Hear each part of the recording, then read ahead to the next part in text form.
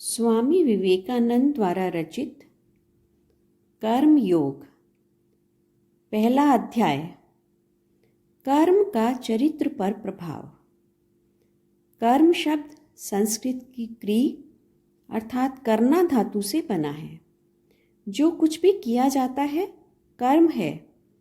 कर्मों का फल भी इसका प्रयुक्त अर्थ होता है।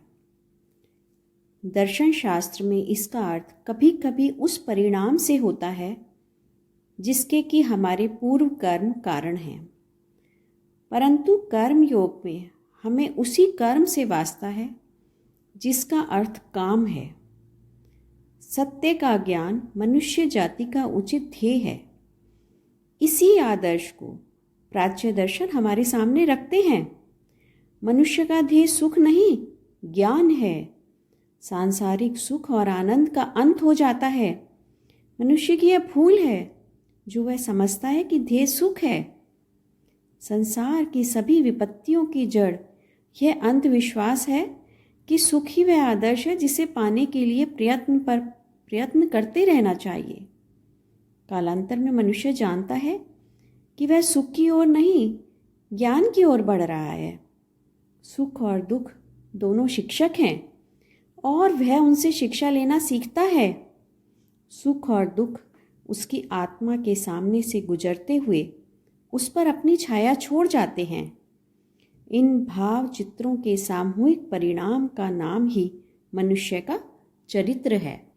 किसी का भी चरित्र ले लीजिए, वह उसकी भावनाओं, उसकी मानसिक प्रवृत्तियों की समष्टि है। उस चरित्र के निर्माण में सुख और दुख का समान भाग है। सुख और दुख समान रूप से चरित्र निर्मित करते हैं और कहीं कहीं दुख सुख से अधिक शिक्षा देता है। संसार के बड़े बड़े चरित्रों का अध्ययन करने पर यह देखा जा सकता है कि दुख ने सुख से अधिक शिक्षा दी। धन से अधिक निर्धनता ने उन्हें महत्ता का पाठ पढ़ाया। प्रशंसा से नहीं, प्रहार सहकर उनकी अंतर्ज्योति का स्फुरन हुआ। यह ज्ञान भी मनुष्य में ही है। ज्ञान कभी बाहर से नहीं आता, यह सब भीतर है। जो कुछ मनुष्य जानता है वह मनोवैज्ञानिक शब्दावली में ठीक ठीक खोज निकालता है अथवा निरावृत करता है होना चाहिए। आत्मा अनंत ज्ञान की खान है।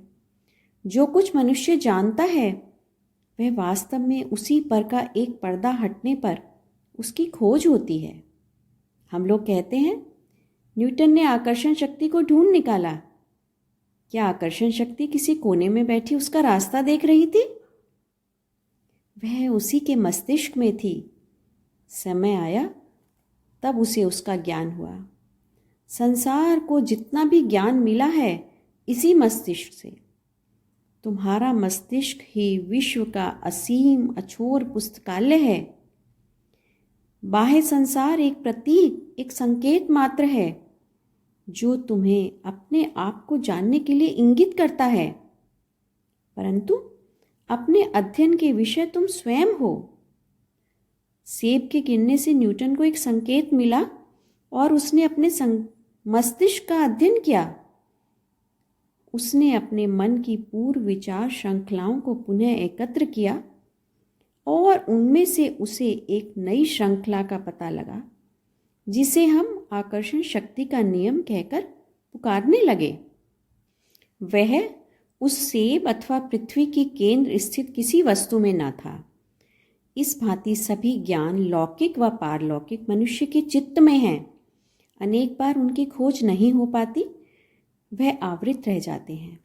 जब आवरण धीरे धीरे हटता है तब हम कहते हैं कि हम सीख रहे हैं, और सभी ज्ञान का विस्तार इस खोज के क्रम से ही होता है।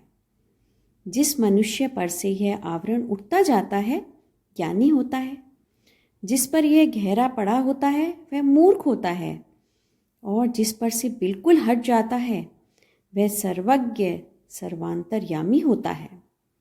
सर्वज्ञ मनुष्य हो चुके हैं और मुझे विश्वास है अभी होंगे।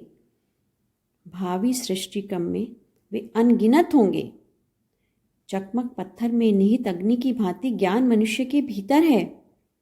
संकेत ही वह संघर्ष है जिससे उस अग्नि की उत्पत्ति होती है। इसी भांति हमारे कर्म और भावनाएं, जैसे कि रोना, हंसना, सुख, दुख, अभिशाप, आशीष, प्रशंसा, निंदा, अपने आप को शांतिपूर्वक मनन करने पर इनमें से प्रत्येक को हम विभिन्न बाह्य प्रहारों से अपने भीतर ही उत्पन्न हुआ देख सकते हैं। उसका फल हम हैं। इन सब प्रहारों का समष्टि नाम कर्म है। प्रत्येक मानसिक व शारीरिक प्रहार जो आत्मा से बहिस्फुरण करने के लिए, उसे अपनी उचित शक्ति और ज्ञान को जानने के लिए उस पर किया जाता है, कर्म है। कर्म शब्द का यह विशाल अर्थ है। कर्म शब्द का यह विशाल अर्थ है। हम सभी लोग अपने जीवन में कर्म करते रहते हैं। मैं आप लोगों से वार्तालाप कर रहा हूँ, यह कर्म है। आप लोग सुन रहे हैं, वह कर्म है। हम लोग जो सांस लेते हैं वह कर्म है। हम लोग चलते हैं, यह कर्म है। बात करते हैं, कर्म है। प्रत्येक क्रिया शारीरिक या मानसिक जो हम करते हैं कर्म है, और वह निरंतर अपने चिन्ह हम पर छोड़ती जाती है। कुछ काम ऐसे होते हैं जो अनेक छोटे कामों का जोड़ उनका परिणाम होते हैं। समुद्र के किनारे खड़े हुए तटभूमि से टकराती लहरों का शब्द सुनकर हम कहते हैं वह कितना गंभीर और प्रबल है। फिर भी हम जानते हैं कि एक बड़ी लहर छोटी छोटी लाखों करोड़ों लहरों से बनती है। उनमें से प्रत्येक शब्द करती है, परंतु हम उन्हें पकड़ नहीं पाते। जब वे एक विशाल समष्टि बन जाती हैं, तभी उस गर्जन को हम सुन पाते हैं। इसी तरह हृदय का प्रत्येक स्पंदन कर्म के सामूहिक रूप का एक अंश है। किन्हीं कर्मों की हमें अनुभूति होती है और हम उन्हें पहचान जाते हैं। साथ ही वे अनेक छोटे कर्मों का समुच्चय है। यदि आप वास्तव में किसी मनुष्य का चरित्र जानना चाहते हैं तो उसके बड़े कर्मों को मत देखिए। कोई भी मूर्ख समय पाकर धीमान हो सकता है। मनुष्य को उसके छोटे छोटे काम करते देखिए। वे ही वास्तव में किसी महापुरुष का सच्चा चरित्र बता सकते हैं। मौका पड़ने पर छोटे से छोटे आदमियों में भी बड़प्पन आ सकता है। सचमुच बड़ा तो वही है जिसका चरित्र सदा बड़ा है, वह जैसा जहाँ भी हो। चरित्र निर्माण में कर्म ही सबसे बड़ी शक्ति है जिसका मनुष्य को सामना करना पड़ता है। मनुष्य एक केंद्र बिंदु की भांति है। वह विश्व की तमाम शक्तियों को अपनी ओर खींचता है। उस केंद्र में वह उन्हें मिलाता है और फिर एक विशाल धारा में उन्हें प्रवाहित कर देता है। ऐसा केंद्र बिंदु वह वास्तविक मनुष्य है, सर्वज्ञ और सर्वशक्तिमान, जो तमाम सृष्टि को अपनी ओर खींच लेता है। पाप पुण्य, सुख दुख सभी उसकी ओर आकर्षित उससे जाकर लिपट जाते हैं। उनमें से वह उस मनोवृत्तियों की विद्युत धारा का निर्माण करता है जिसका नाम चरित्र है और उसे बाहर फेंकता है। जिस प्रकार बाहर की चीज़ें अपनी ओर खींचने की उसमें शक्ति है, उसी प्रकार कार्य रूप में परिणत होने के लिए उन्हें बाहर फेंकने की भी। संसार में जितने भी काम हम देखते हैं, मनुष्य समाज के सभी आंदोलन, जितने काम हमारे चारों ओर होते हैं, वे सब विचार का चमत्कार, मनुष्य की मन शक्ति का प्रकटीकरण मात्र हैं।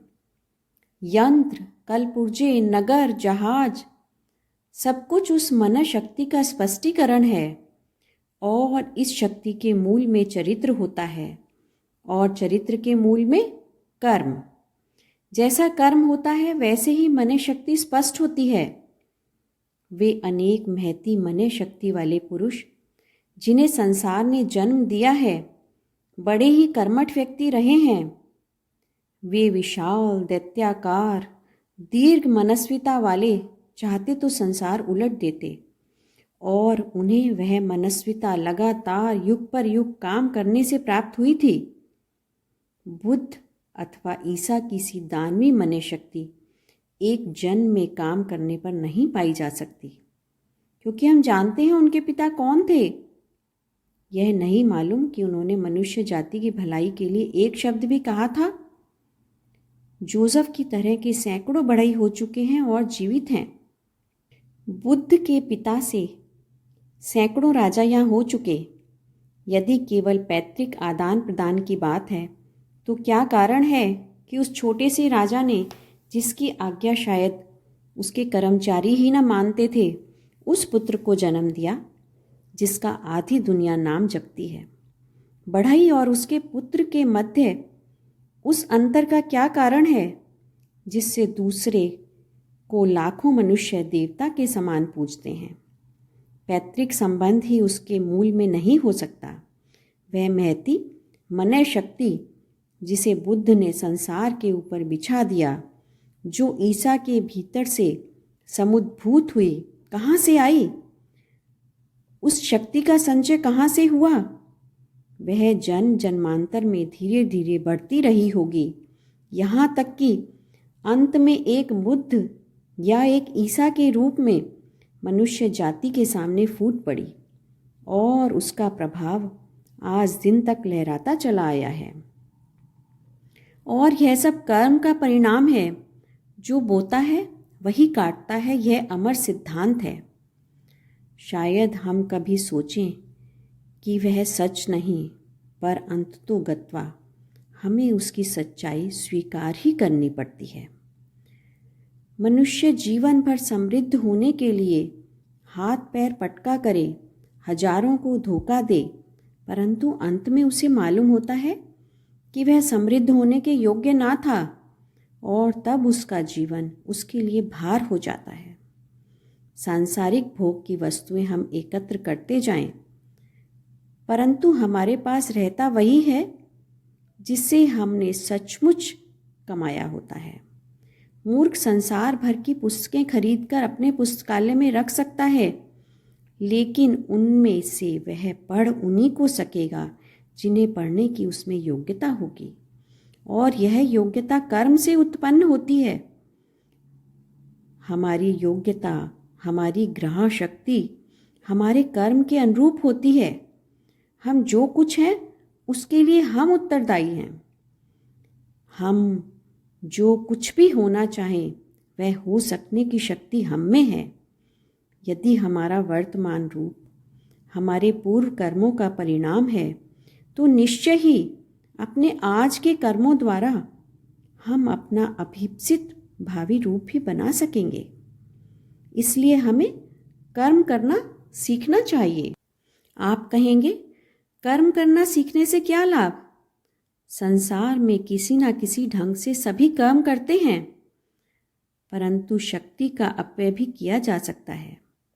कर्मयोग के संबंध में गीता में यह कहा गया है कि कर्म को चतुरता से एक विज्ञान की भांति करने पर, कर्म कैसे किया जाए यह सीख लेने पर उत्तम फल मिल सकता है। आपको स्मरण रखना चाहिए कि सब कर्म मन की शक्ति को जगाने के लिए हैं, जो वहाँ पहले से है, आत्मोद्बोधन के लिए। प्रत्येक मनुष्य के भीतर शक्ति है, ज्ञान है। भिन्न कर्म उसे प्रतिफलित करने के लिए, उस महादानव को जागृत अवस्था में लाने के लिए प्रहार स्वरूप है। मनुष्य अनेक प्रकार की इच्छाओं से प्रेरित हो कर्म करता है। बिना इच्छा के कर्म नहीं हो सकता। कुछ मनुष्य कीर्ति के अभिलाषी होते हैं और वो कीर्ति के लिए काम करते हैं। कुछ धन पाना चाहते हैं और वो धन के लिए काम करते हैं। कुछ शक्ति अर्जित करना चाहते हैं और शक्ति के लिए काम करते हैं। अन्य स्वर्ग जाना चाहते हैं तो वे तदर्थ प्रयत्न करते हैं। कोई मरने पर या अपना नाम छोड़ जाना चाहते हैं, जैसा कि चीन में होता है, जहाँ बिना मरे किसी को उपाधि नहीं मिलती। हमारे यहाँ की प्रथा से वह अच्छी ही है। वहाँ जब कोई मनुष्य बहुत साधु कर्म करता है तो वे उसके मृत पिता अथवा पितामह को उच्च उपाधि से विभूषित करते हैं। कुछ मनुष्य उसके लिए कर्म करते हैं।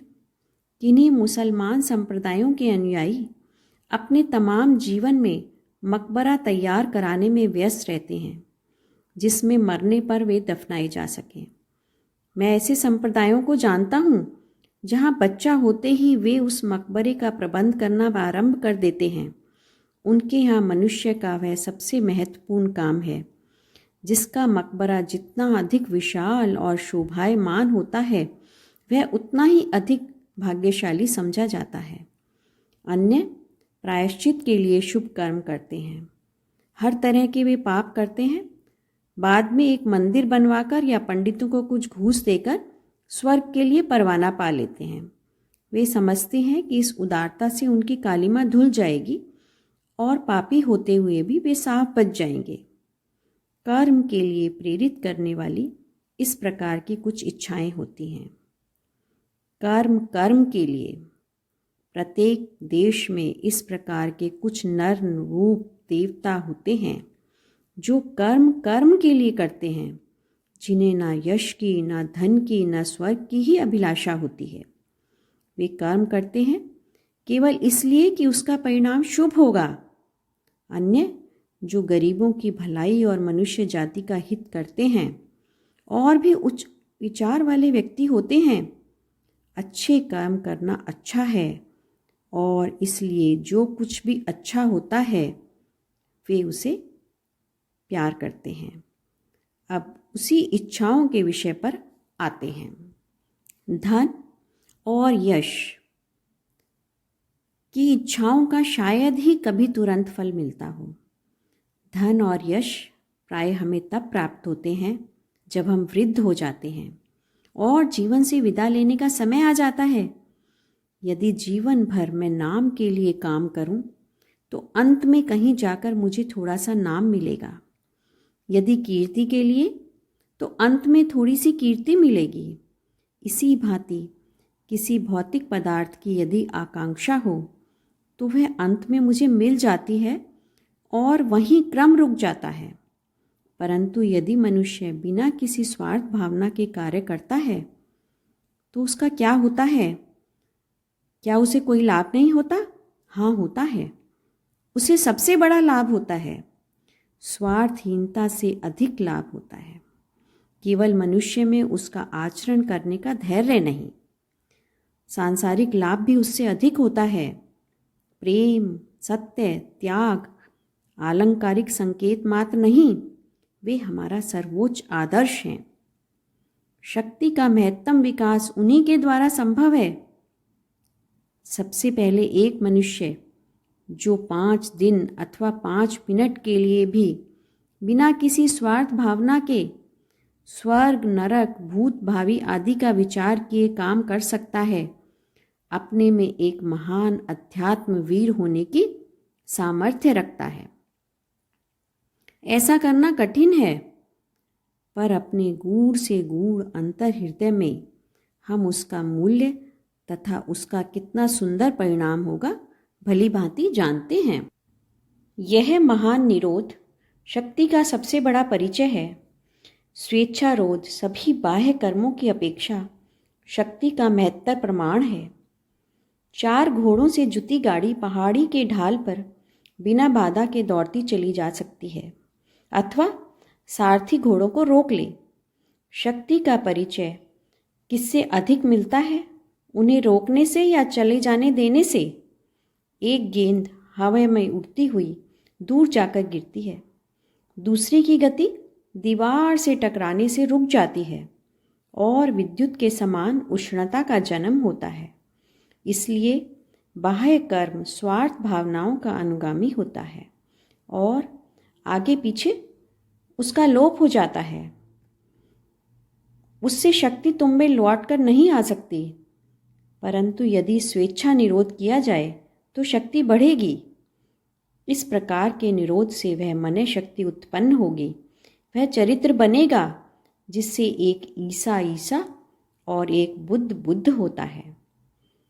मूर्ति यह रहस्य नहीं जानते, फिर भी वे मनुष्य जाति पर अपना प्रभुत्व स्थापित करना चाहते हैं।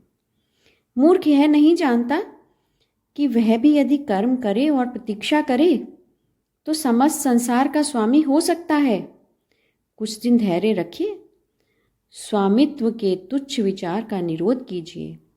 जब वह विचार पूर्णतः चला जाएगा तब आपकी इच्छा शक्ति से ब्रह्मांड शासित होगा। मनुष्य 4 पैसे के पीछे अंधा बना घूमता है और उन तुच्छ 4 पैसों के लिए अपने भाई मनुष्य को धोखा देने में तनिक भी आगा पीछा नहीं करता। परंतु यदि वह धैर्य धारण करे तो वह एक ऐसा चरित्र बना सकता है कि इच्छा करने पर करोड़ों अपने पास बुला सके। परंतु हम ऐसे ही मूर्ख हैं, हम में से अधिकांश की कुछ दिनों के आगे दृष्टि पहुंचती ही नहीं। जैसे कि कुछ पशु 2-4 कदम के आगे नहीं देख सकते। एक छोटा सा व्रत, यही हमारा संसार है। उसकी क्षितिज पार कर देखने का हम में धैर्य नहीं। हम पापी और अनाचारी हो जाते हैं। यही हमारी शक्तिहीनता, निर्बलता है। छोटे से छोटे कामों के लिए भी नाक भौं नहीं सिकोड़ना चाहिए। मनुष्य अपने स्वार्थ के लिए, धन और यश के लिए ही काम करे यदि वह इनसे महत्तर अभीप्स्य नहीं जानता।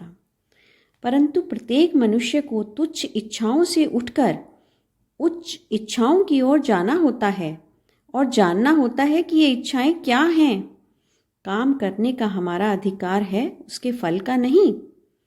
फल कर्मों के परिणाम की चिंता छोड़िए। फल का विचार कौन करे। जब आप किसी मनुष्य की सहायता करें तब इस बात का तनिक भी ध्यान न दीजिए कि आपके प्रति उसके हृदय में कैसे भाव हैं। फलों की नाप छोंक कर उन्हें पहचानने का विचार ना कीजिए। जब आप कोई बड़ा अच्छा काम करें तब उसका परिणाम क्या होगा, इसका तनिक भी आगा पीछा ना कीजिए। कर्म के इस आदर्श के संबंध में विचार के लिए एक कठिन प्रश्न उठता है। घोर अध्यवसाय आवश्यक है। हमें निरंतर कर्म करते रहना चाहिए। एक क्षण भी बिना कर्म किए हम रह नहीं सकते।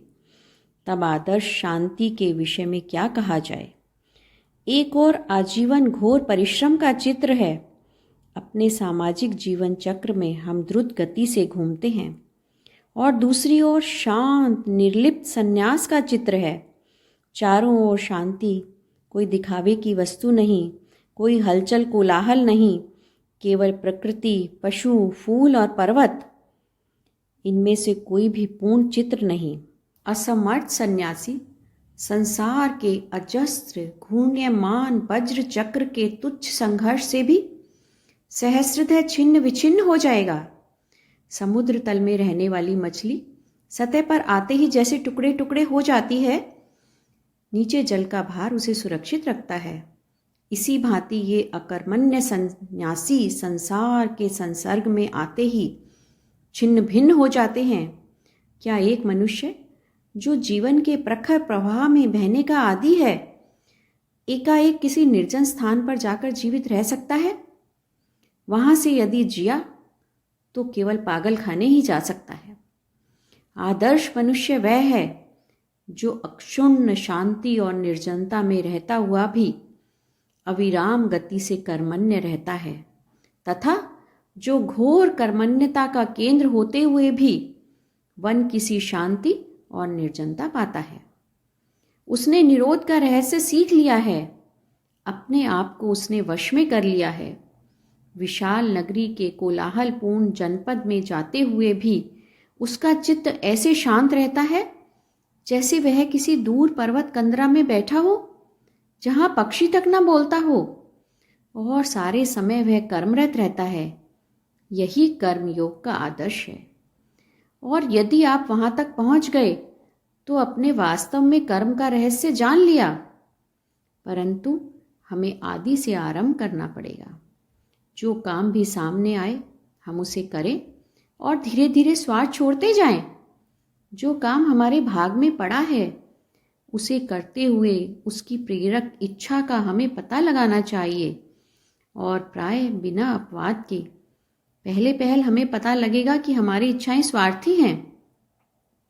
धीरे धीरे यह स्वार्थ की जड़िमा दूर होगी सतत प्रयत्न से अंत में वह समय आएगा जब हम निस्वार्थ कर्म कर सकेंगे, कम से कम कभी कभी। तब हम सब लोग आशा कर सकते हैं कि जीवन सरिता में बहते समय हम सभी स्वार्थ त्यागी हो सकेंगे। जब वह समय आएगा तब हमारी सभी विच्छिन्न शक्तियाँ एकत्र हो जाएंगी और सत्य का ज्ञान हमारा होकर तुरंत प्रकाशित होगा।